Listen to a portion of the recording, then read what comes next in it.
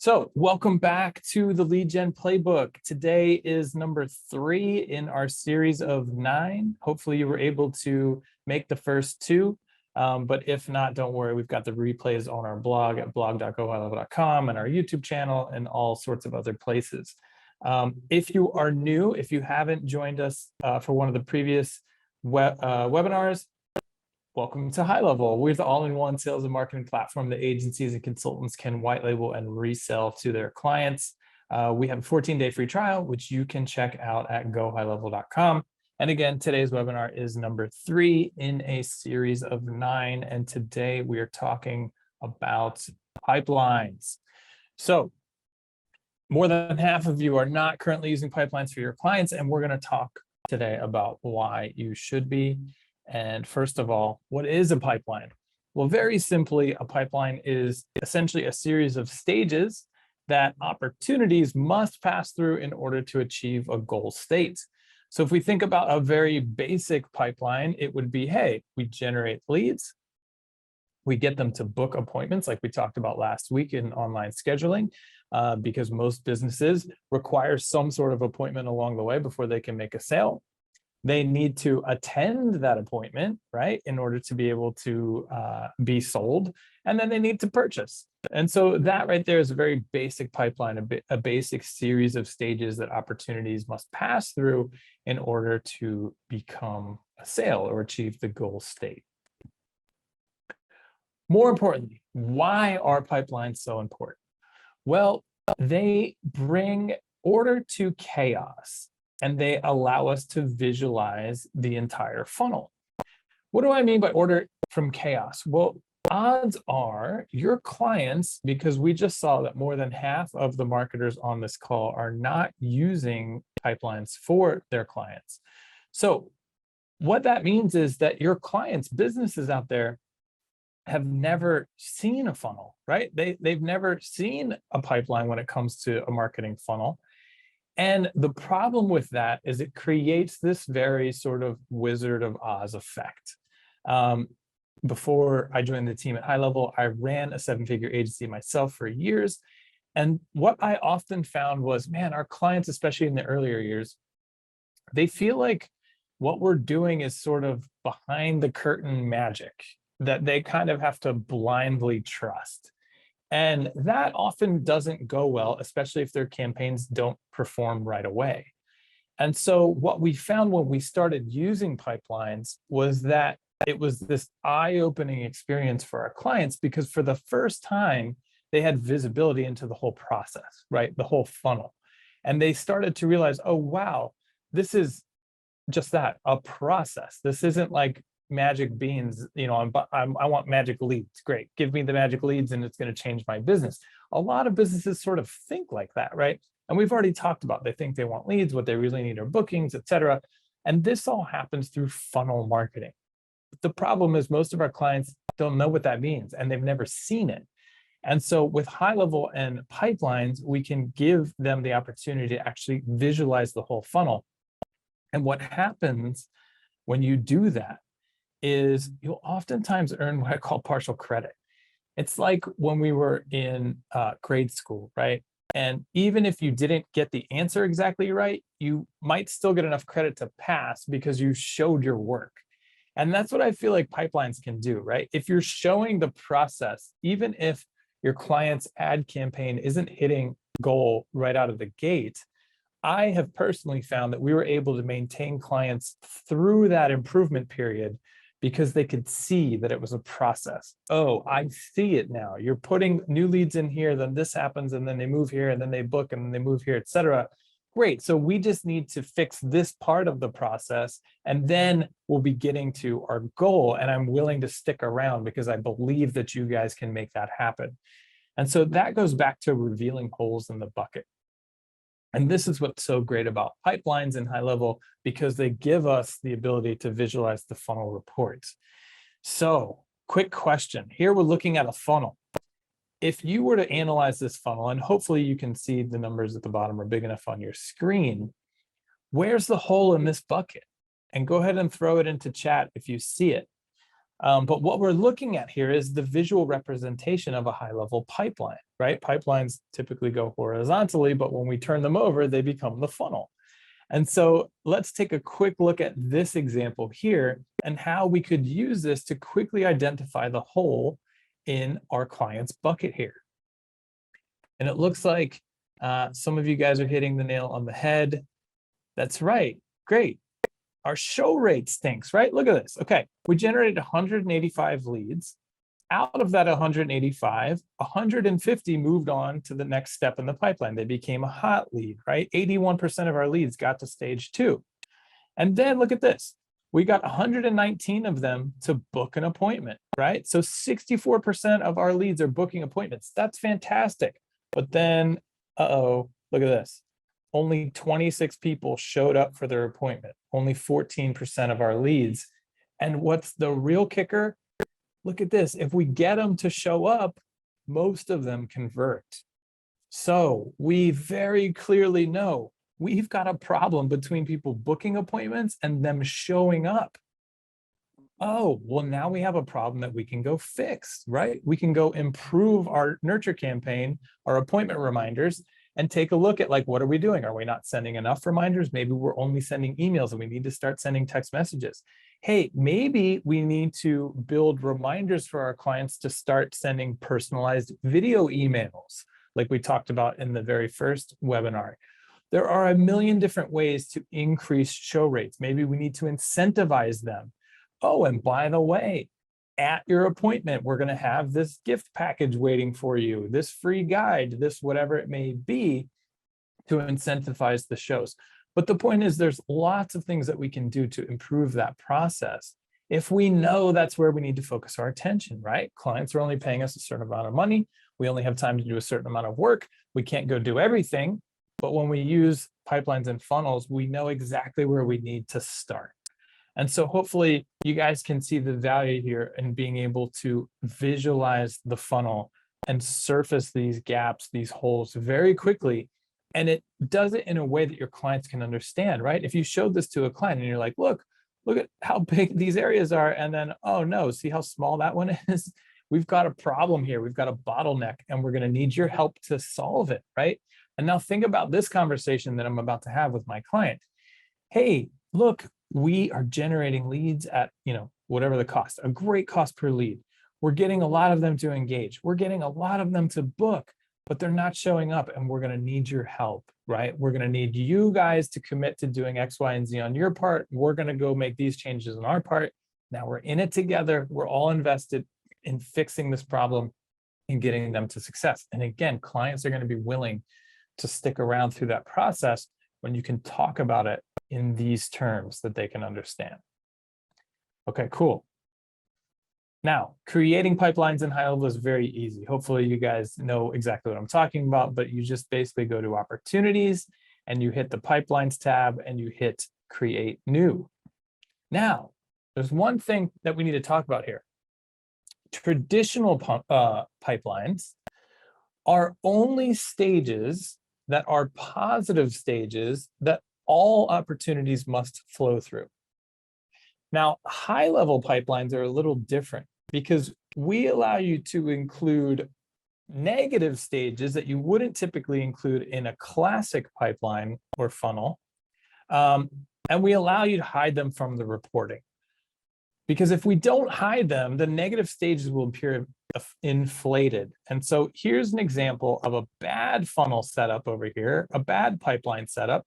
And again, I'll pause for a second to see if you guys can spot the stage in here that is sort of throwing a wrench into things. So take a second. Hopefully you guys can see the numbers over there, and this is big enough for you to read. But let's see if you guys can spot the problem with the way that this pipeline is set up.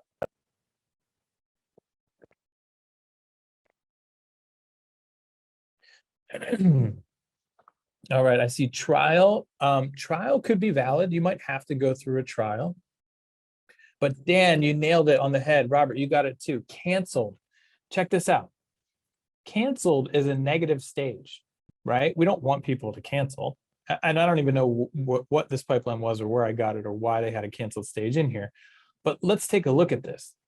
What's happening here is if I were a client and I looked at this report and I'm like, 12% of our funnel canceled. Maybe that's not bad, or maybe it is, or whatever. But the point is, wow, 12% of people are canceling. Why is that? But that's not true, right? Because what happens is that the way that funnels work is to get to any given stage, you had to have gone through the stage before it in a traditional pipeline or funnel. And that's the way the reporting works, right?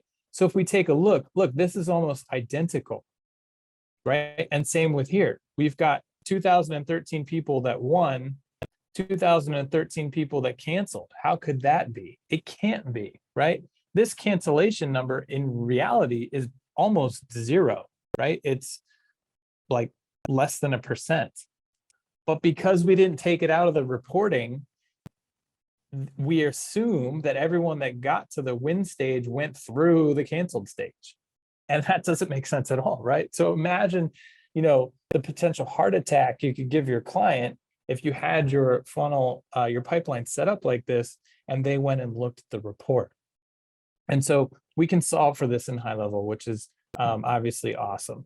And we do that by, when you're creating your pipeline, you have these icons over here. And so the second icon is where you can tap it and it will take it out of the reporting, which is awesome, right? So if you want it in the pipeline, you can have the stage there. But if you know it's negative, or it's a stage that not all leads have to pass through, then you'd hide it from the reporting.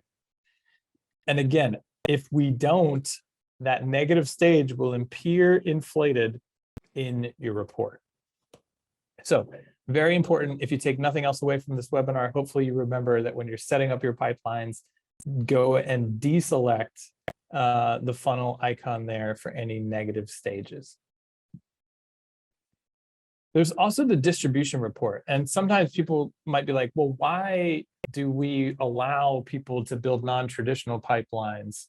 And the answer is very, well, first of all, the answer is varied. Clients want things set up in all sorts of ways, right? Some people want to see the negative stuff. Maybe there's stages for specific reasons, et cetera.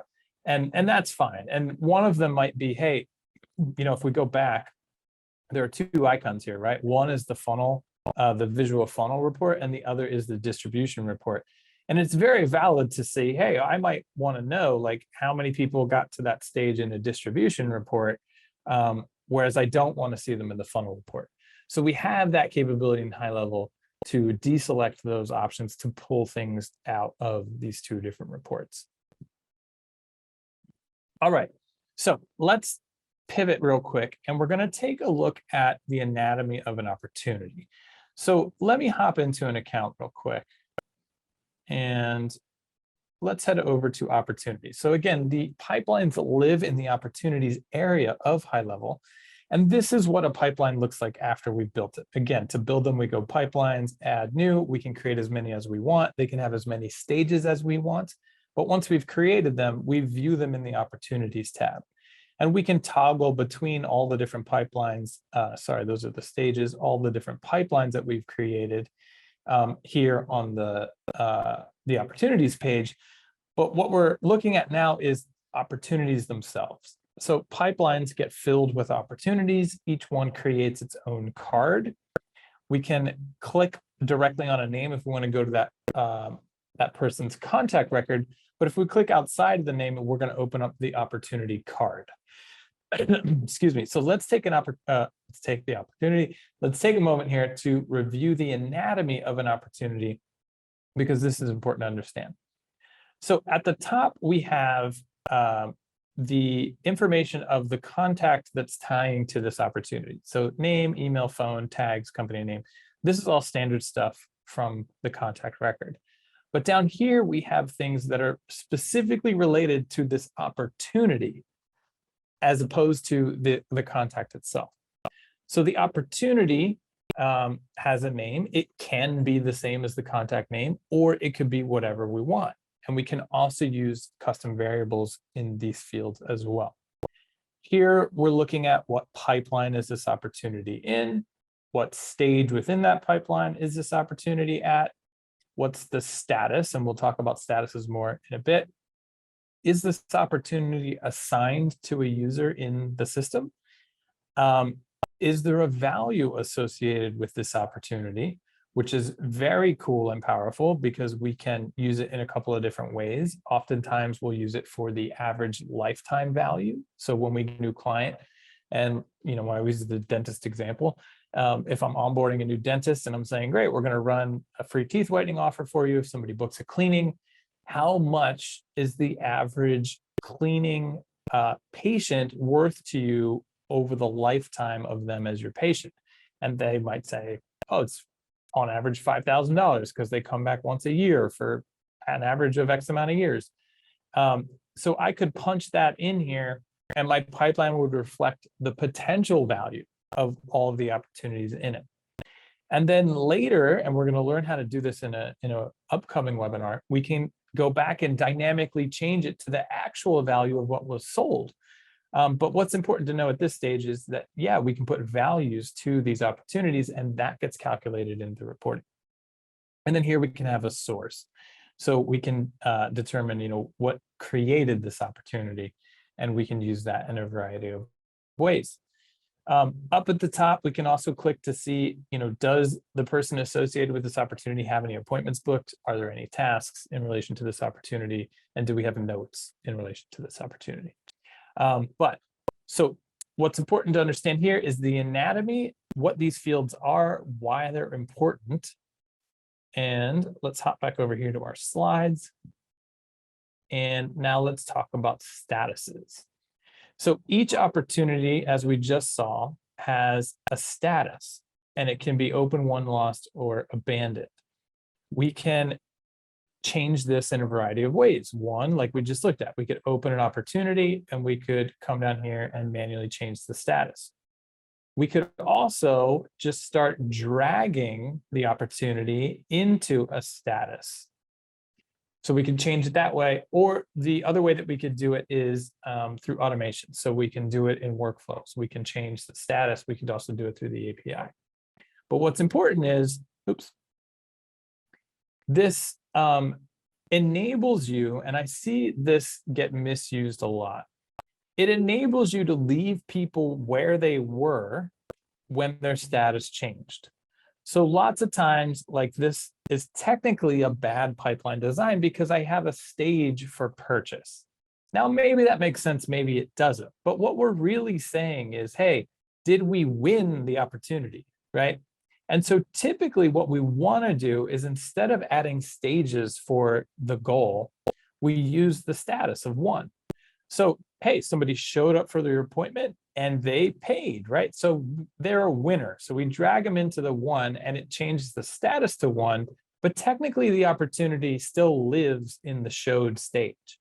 And that's typically what you want to see, right? You want to know, where in my pipeline were they when they converted, or when we lost them, or when they disappeared, etc. So that's typically how you want to use statuses. Now you could double it up, right? You could have the stage for it and the status, but the status enables you to get the real story of where people were when the status of the opportunity actually changed. The status enables us to trigger actions as well, which is very important to note, right? So we want to make sure that we get our clients in the habit of using the statuses so that we can build automations that trigger off of them, right? So if we have somebody in our pipeline who becomes a one, right, we accomplish the goal, maybe it's a good time to trigger off a review request. And we actually have a recipe for that. We're going to learn about that in an upcoming webinar. But the point is, we need to know, we need the status to change in order to launch the trigger. And vice versa, right? Maybe if we lost somebody, we would drag them into lost, and that status would change, and we could trigger off of putting them in some sort of nurture campaign or something like that. So it's important to know and use statuses so that we can trigger things off. Some other things that I'll quickly point out that trip people up is we can view pipelines by date, by time frame, which is important, right? Because if you're thinking, well, if I leave them in the showed status, or sorry, the showed stage, but I change the status to one, everyone's just going to pile up there, right? And I'm going to have this huge list of people that are just sitting there. Not really, because when you look at pipelines, typically you're looking at them within a time frame, right? So if I say, if I just do today, everyone's going to disappear because I haven't generated any new opportunities in this pipeline today. But if I go back and I look at this past week, well, now I'll see all the opportunities that were generated this week and where they are. So that's really how you want to get in the habit of using them, right? Set the time frame and look and see where was everybody, where is everybody. Or we can go back in time if we want to see where they were, etc. We can also filter by the owner. So if we're assigning opportunities to people, we could say, okay, I want to see everybody assigned to Brandon in this time frame, and it will filter. And the other thing that trips people up is when you're typically looking at a pipeline, you're usually looking at the open status. So if I have it as open, see how that changed? Whoa, where did all my wins go? Oh my gosh, I'm freaking out. This pipeline is not performing. No, calm down. You didn't lose any opportunities. You didn't lose your winners. You're just looking at only the opportunities with an open status. So this trips people up a lot in the beginning. You want to switch to all if you want to see everybody across all of the statuses there. So that's kind of the anatomy of the pipeline and the opportunities. It's important to understand that we can trigger off of them and we can filter by them. This is very powerful, right? So what we're talking about here is in contacts, we can apply filters and sets of filters based on pipeline parameters. So we can build lists of people based on how long they've been in a pipeline, what pipeline they're in, what stage within a specific pipeline, and what status. So to do that, we just go over to contacts, and then we can apply filters. And if we start typing pipeline, we'll get some options here, right? So let's say we wanted to see people that are or are not within a specific pipeline. We can start applying these sets of filters here, and then we could actually save these as smart lists, right? So if you haven't seen smart lists, they're great because they're sets of saved filters that live across here. So let's say, I frequently want to look at a group of people who are currently in a specific pipeline stage. I can save that, and I can just come here and always quickly see a list of those people. So that's another important reason why we use pipelines, is that we can go find people within the system based on where they are in a pipeline, what the status is, etc. And then additionally, we can go trigger lists of actions, right? Automations based on these things as well. So we could say, hey, if somebody, gets added to a specific pipeline, I want to go send them an email, send them an SMS, send them a voicemail, tag them in the system, do whatever else. We can do that. We can trigger off of pipeline stages changing. So, hey, if somebody, makes it to the booked appointment stage, I want to move them into an automation that starts sending reminders leading up to the appointment. We can trigger off of the status changing. We talked about that, right? Like if an opportunity status changes to 1, I want to send a review request, for example. We can also trigger stale opportunities. So we can say, hey, if an opportunity sits in any specific stage of a pipeline for more than X amount of days, I want to go do these following actions. So that's the trigger of a workflow, right? So if we head into automations and we just pop into one, we're talking about the top, these workflow triggers up here. And this is where we can come and say pipeline, and we'll get our options here and some filters and things like that. So these can kick off an automation. And then likewise, we can action within an automation. So we can go and change things about opportunities on the bottom side, right down here, all of these. So we click a plus, and we have the option to create opportunities, to change opportunities, right? Move them from one pipeline to another, move them within stages, change the status, update the value, change the source. We can even webhook out to send data somewhere else outside of high level, or we can delete opportunities. And so if you just go and type pipeline or opportunity, you'll see all the options that you have within a workflow based on pipelines and our opportunities here. So we've created this world of possibilities by feeding all of our leads that we're generating for our own agency and for our clients into pipelines. As a bonus, this is pretty cool. So this was sort of not intended, right? Like we didn't set out for this to specifically in mind. But if we go back to an opportunity and we open it up, remember in the past, in the early days of High Level, you had to have a name and an email here in order to create an opportunity. Nowadays, you don't. You can just give the opportunity a name and create it. And that has opened up the possibility to use pipelines as Kanban boards. So if you've ever used something like Trello, where you're creating tasks and you're moving them along a series of stages, you can do that with high-level pipelines. And we actually use this internally for a couple of things. Now, don't get me wrong, I'm not here to tell you that you can use pipelines as like a killer to Trello or something like that. It's pretty basic. But if you just have the basic need of tracking tasks across a series of stages, you can now do that in High Level with pipelines and opportunities that just aren't tied to specific contacts. And you can combine them with automations, right? So you can create tasks and reminders and things like that in workflows. Okay, so that's everything that I had today. If you're new to High Level and you're ready to start using pipelines to visualize the funnel, again, there's a 14-day free trial at gohighlevel.com. If you're already a user, hopefully you took a lot of away from this as to why you want to make sure that you are using pipelines for your clients.